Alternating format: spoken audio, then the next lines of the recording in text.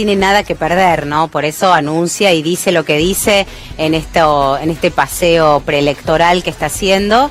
La cuestión es que claramente nada cambia en el bolsillo de los argentinos, o es más, lo que nos preocupa es que lo que ahora parece estar amesetado o en una calma previo a la tormenta, después de las próximas elecciones puede desatarse el infierno, ¿no?, para los argentinos, y ese es el temor más grande que tenemos. Mariano Kestelboim está aquí acompañándonos esta mañana junto a Mariano Hamilton, que es mi compañero de todas las jornadas, para hablar de este y otros temas. Mariano, buen día. Buen día. ¿Qué puede pasar, por ejemplo, con este dólar que ahora parece planchadito después de las elecciones?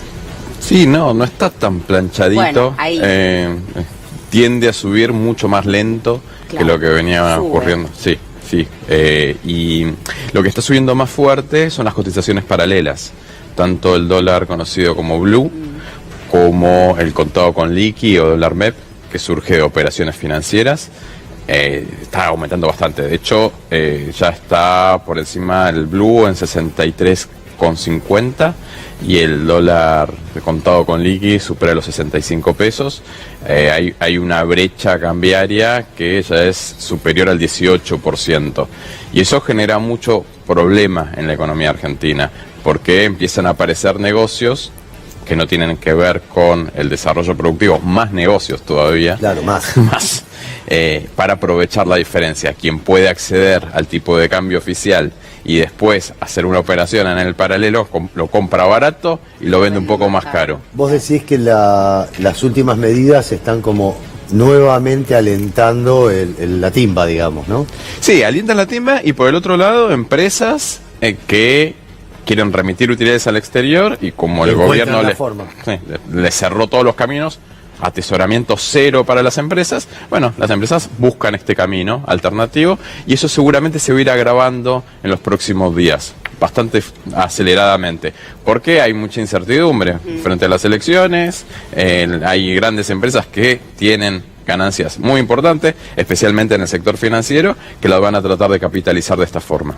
Claro, porque después de las PASO, la hecatombe fue tremenda, ¿no? Entonces hay un miedo, obviamente, que después de las elecciones ocurra eso, sobre todo con estos 100 millones ya de reservas perdidas, ¿no? Sí, y el problema principal de la expansión de la brecha es que algunos precios van a empezar a ajustarse no al tipo de cambio oficial, sino al tipo de cambio paralelo, como ocurría en el gobierno. Siempre se hace con el más alto. Eso es lo que complica, porque se hace con el más alto y directamente... Y después baja el dólar y nadie baja el precio. Nadie baja nada, obviamente. Sí. Hay productos como en la siderurgia que están absolutamente dolarizados, y encima el Blue. Entonces, bueno, eso genera mucho problema. Lo más grave, además de la siderurgia, que es grave, por supuesto, es el tema de los alimentos. Ya el 21% no existe más, ¿viste? Ya se lo licuaron. Sí, el famoso 21% que se quitó, que los productos básicos de la canasta, ya está. Fue a mejor vida. Entonces ya nadie se olvidó. Entonces, bueno, flaco, entonces por lo menos era mejor cobrarlo, que por lo menos había un tipo de recupero del Estado, ¿no? Sí, lo que pasa es que las empresas lo que hacen en definitiva es tratar de captar una porción mayor del presupuesto de los hogares. Y en un contexto de crisis como el actual, con una inflación tan tremenda, es imposible recaudar ahí. Y bueno, exactamente, y están captando el excedente de esa forma, subiendo los precios. Fíjate que los bienes y servicios insustituibles aumentaron mucho más que el nivel general. La mayoría de las consultoras para septiembre anticipa que la inflación fue del 6,5%, y para octubre la mayoría están previendo alrededor del 4%. Pero vos vas a la góndola y lamentablemente no encontrás un incremento tan pequeño. Son aumentos mucho más importantes, y ahí es donde se va el presupuesto de los hogares, y por eso los servicios. Y los servicios. Sí, los servicios al menos los congelaron, y vamos a tener la bomba para fin de año. Bueno, claro. Sí. Ahora, se especula con una caída del 3,1 de la economía argentina, que el Banco Mundial. El Banco Mundial dijo hace pocos días. Tenés un endeudamiento rabioso. Tenés 27.000 millones de pesos que están yendo a los planes sociales. Tenés demoradas las tarifas, porque ahora está todo congelado. Hay como una especie de bomba. Tenés toda la patria financiera, toda la timba financiera, las LELIC, la LEVAC, la de esto, lo otro. Es una bomba que puede implosionar. Está como el dólar paralelo, el cepo.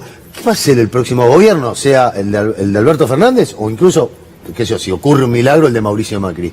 Sí, los grados de libertad son pocos, pero me parece que las principales decisiones van a ser parecidas a las de Duhalde, Kirchner de los primeros años. ¿Va a haber una devaluación? No, ya la devaluación ya se Pero produjo, yo creo que va a haber más todavía, que no se quedó en 60 el tipo de cambio, creo que va a seguir aumentando, pero bueno, ahora con estos mecanismos de control, yo creo que se van a profundizar más, los $10.000 que se pueden comprar hasta ahora, creo que se van a tener que ajustar más. En el sentido de que serán 5.000, claro, 2.000. Se va a bajar el monto. Y en ese escenario, bueno, la política económica lo que tiene que buscar es que el consumo popular vuelva a crecer. ¿Pero cómo haces para que crezca el consumo popular si vos haces una devaluación? No sé, estoy diciendo un disparate, llevas el dólar a 80 mangos, todo sube, sí, 25%. No lo digo. Los sueldos no suben. ¿Y cómo haces para meterle plata en el bolsillo? O sea, la otra es, después dicen que emitís billete, entonces eso genera el populismo y empieza toda una rueda que ya la conocemos, que es insoportable ya. No, por supuesto. A ver, lo que hay que hacer es, hay sectores que no es que no ganan plata en la Argentina. Se sabe que ganan plata. Sí, habrá que derramar. En algún momento. Hay que tomar. A lo sumo gotean, no derraman nada. Hay que tomar decisiones de política económica que transfieran recursos de esos sectores ganadores a los sectores más perjudicados. Es lo mismo que hizo Néstor Kirchner cuando asumió. ¿Qué hizo? Congeló las tarifas de los servicios públicos. Empezó a administrar el comercio. Claro.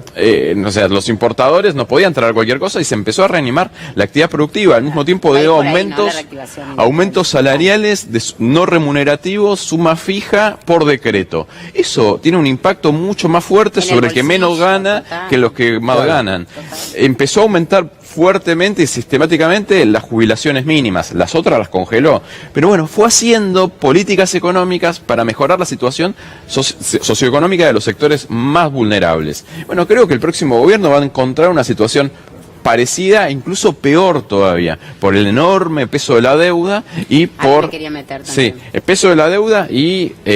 porque hay un montón de tensiones, especialmente en materia fiscal, muy difíciles de resolver. Claro. En aquel momento, con el tipo de cambio, la suba del tipo de cambio y las retenciones habían permitido que el sector público tenga un superávit fiscal muy holgado. Y al mismo tiempo también había un superávit muy importante en materia de cuenta corriente. Hoy todavía el último dato dio déficit de cuenta corriente, sí de balanza comercial, pero déficit de cuenta corriente. Entonces, la situación que va a recibir Alberto Fernández va a ser más compleja todavía que la que tenía Kirchner. Y no Duhalde, la de Duhalde fue la peor de todas, claro. Pero la de Kirchner... Porque Duhalde ya la había acomodado un poco, sí, se había pagado el precio. Había hecho el trabajo sucio. Había hecho el trabajo sucio, que era la devaluación, salir de la convertibilidad, todas esas cuestiones. Así es. ¿Qué hacemos con la deuda? Y hay que renegociarla, es impagable, no hay dudas de que es impagable. Imagínate, llévalo a una casa, estuviste viviendo con plata prestada y de repente... te cerraron la plata prestada, ya no tenés más plata prestada y tenés que empezar a pagar esa plata que te estaban prestando antes. Es impagable. Sin que te ingrese, por eso. Entonces, lo que hay que buscar es cómo renegociar el pago. Y a partir de ahora, que en la Argentina las políticas no beneficien a quien especula financieramente, sino que a quien decide ampliar su capacidad productiva. Hace un par de semanas fui a una fábrica nuevita en el Parque Industrial de Cañuelas. Y tiene... en puerta... ¿Fábrica automotriz? No, una fábrica de radiadores. Y tecnología moderna, todo robotizado. Decís, espectacular esto. La inauguraron en 2015. No la pueden prender, no la pueden hacer. Están en un 22% de utilización de la capacidad productiva. ¿Por qué? Porque hay importaciones que ingresan en condiciones desleales a la Argentina. Bueno, ahí es muy fácil, le metés, hay una medida antidumping en camino, si se aplica la medida antidumping, bueno, lo que termina sucediendo es que la empresa esta, en lugar de tener el mercado ocupado por el producto importado, pueda empezar a ofrecer su propio producto, sustituir importaciones. Creo que esa es una medida elemental que hay que tomar, básica, y sobre todo porque está amparada en el marco de la Organización Mundial del Comercio. Se puede hacer, y al mismo tiempo el gobierno nacional, al que quiere seguir importando, porque no implica cerrar las importaciones, al que quiere seguir importando le cobra un impuesto que sirve para fortalecer las arcas fiscales y poder hacer política pública progresiva. Entonces, bueno, hay herramientas, no es que no hay, son pocas, hay que saber utilizarlas. Bien, ahora seguimos, porque tengo que hacer una pausa Vale. rapidita, pero no te vayas. 2 Bien. minutitos más. Seguimos hablando, por supuesto, temas económicos aquí en la Mañana Argentina en Vivo. Ya volvemos.